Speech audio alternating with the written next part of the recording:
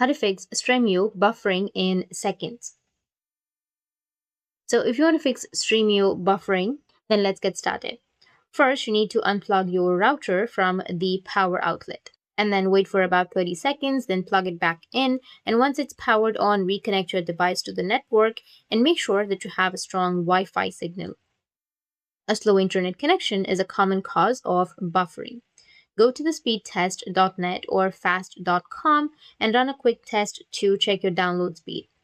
For smooth streaming, you ideally need at least 5 to 10 Mbps. If buffering persists, there may be bugs or corrupted files in the app. You need to click on the Start menu and type Apps and Features and find Stremio in the list, then click on Uninstall. Then visit the Stremio.com and download the latest version.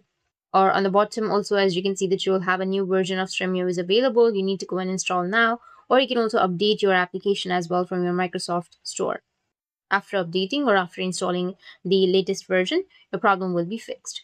That's it, and if you have any questions, feel free to comment below. Thanks for watching.